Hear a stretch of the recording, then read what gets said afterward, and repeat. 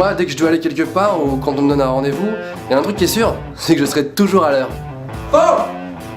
Je suis toujours en retard. Ouais, c'est vrai que je suis toujours en retard. C'est super chiant et en plus je fais pas exprès et les gens m'engueulent. Mais si jamais je suis toujours en retard, je me suis rendu compte que c'était à cause d'un mec. C'est à cause du mec qui a inventé la touche répétée dans 5 minutes sur les réveils. Tu la connais cette touche?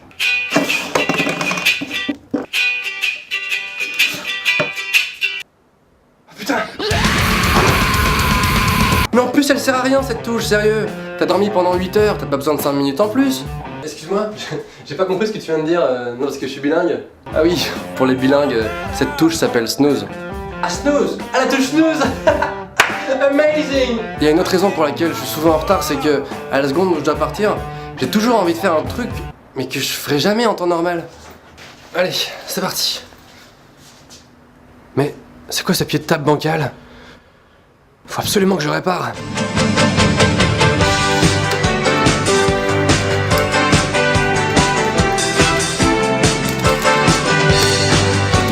Ok, c'est bon, je peux y aller. En plus, dans ces moments-là, je suis stressé parce que je dois partir et je sais que je suis en retard, tu vois. Et je me mets à faire des trucs un peu chelous. Est-ce que j'ai bien fermé la lumière de la salle de bain?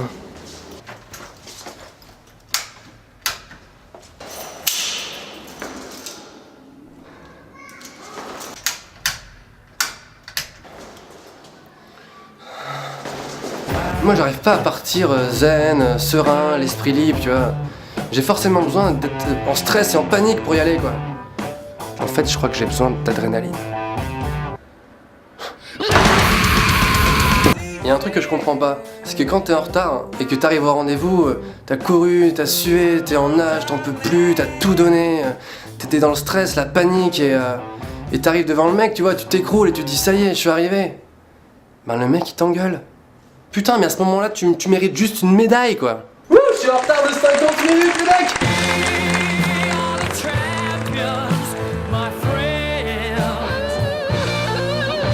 Le pire, c'est au travail, je me fais toujours défoncer. Et faut savoir que dans le milieu du travail, t'as pas le droit d'être en retard. C'est pas pourquoi, mais quelques secondes, c'est pas possible. Dans la tête de ton patron, c'est forcément non! Alors j'ai essayé toutes les excuses du monde, mais laisse tomber, ça marche jamais. Excusez-moi monsieur, c'est la touche snooze. Alors que, je sais pas si t'as remarqué, mais les filles, quand elles trouvent une excuse, ça marche toujours déjà. Et deuxièmement, c'est quoi ces excuses nulles? Je suis vraiment désolé monsieur, mais ce matin, j'étais pas très bien. Tu te sentais pas très bien?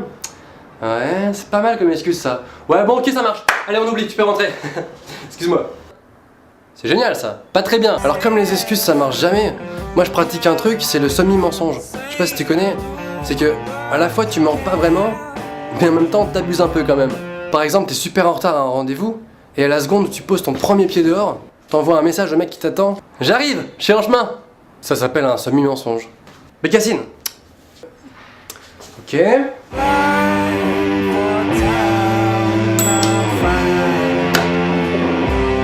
Il y a des gens qui croient que quand t'es en retard, tu fais ça exprès pour te la raconter, tu vois.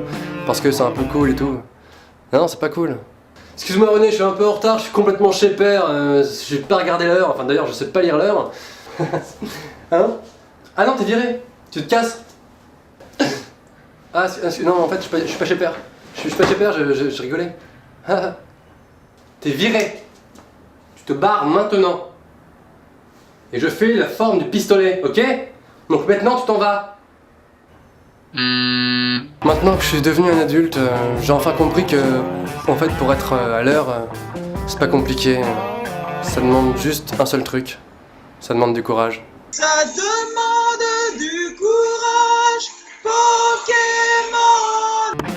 J'ai vu que vous étiez plus de 30 000 sur la page Facebook Norman fait des vidéos, et je me suis dit peut-être que ça pourrait remplir un stade de foot, et qu'un jour on pourrait faire un match.